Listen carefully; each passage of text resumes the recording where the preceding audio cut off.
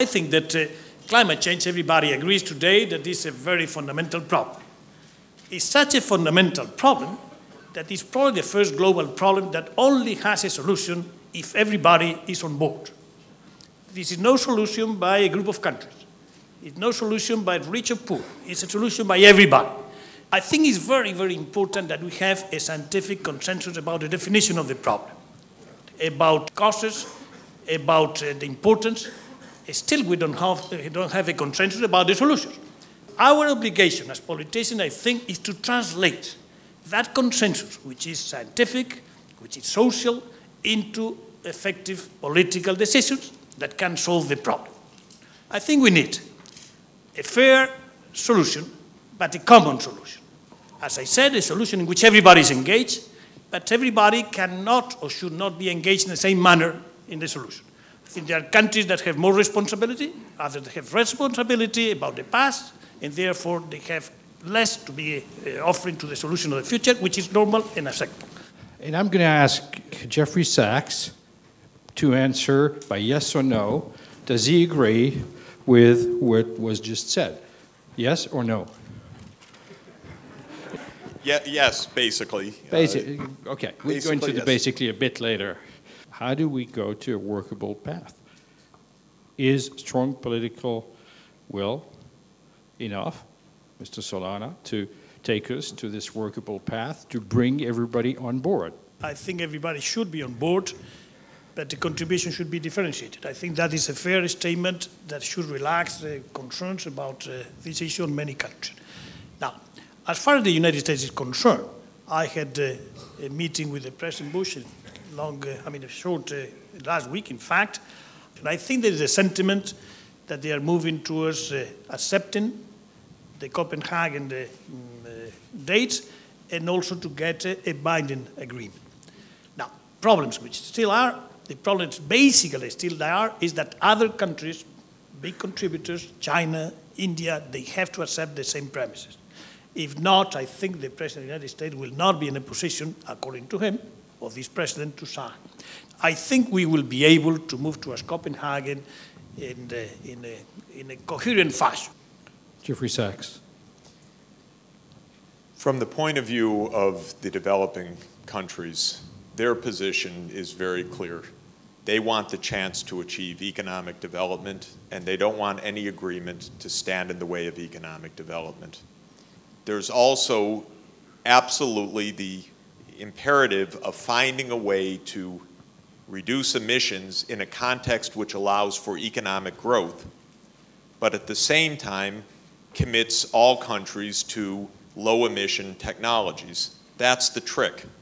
Where I slightly disagree with the tactics that the European Union has taken, and I think it's been a great catalyzer, but just on tactics, is to say that we'll catalyze by taking on commitments of the rich countries till 2020, and the rest will do voluntary actions until then.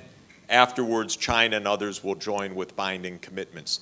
This will not work, in my view, from a negotiating point of view. I also don't think it's appropriate from an economic point of view. I believe commitments should be for everybody, but the way to get commitments for everybody is not to commit countries to asphyxiate their economies, but rather to get commitments by countries to adopt low-emission technologies as they become available. It seems to me this is the essence of the entire issue. But within that context, China needs to bind. And bind now. It's the world's largest emitter. The United States will never agree to an agreement without China also binding.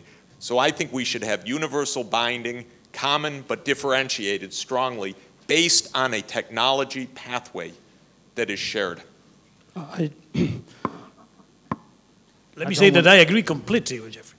What he has said, I think we have a complete understanding of the situation. Yes, and even I would like to say that even the proposals of the European Union that may sound too optimistic or too, I wouldn't say naive because it's not the term, I think they are very good to begin moving. There is no doubt that as we move further and closer to the dates, everybody has to move on with the binding target. Now, what Jeffrey has said about technology is absolutely fundamental. Now we have to really be able to transfer technology seriously. The problem has to be put in its clear way.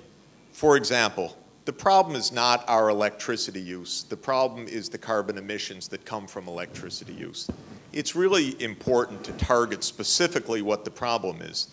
And I say that, it may sound like a dumb point, but if we rail against energy use, we're railing against the wrong thing. If we start with talking about our lifestyle change and so forth, you create conflicts that are false conflicts. If we start with lowering emissions, you help to clarify what's really at stake here. Can't we already agree that at least we can do, if only tactically, in this absolute necessity to raise awareness of doing a bit better than we're doing now? Of course, because we have ways to do that. But we don't see that, do we? Well, we've had miserable leadership in the United States. Okay, now we go.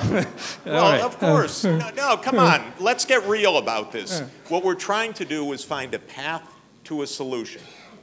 Miserable leadership is no excuse ever. But now we're trying to ask what can really count arithmetically, because nature counts arithmetically. It actually matters how many parts per million, what we're aiming for, and how we're going to achieve it, and who's going to pay for it. That's what I'm talking about.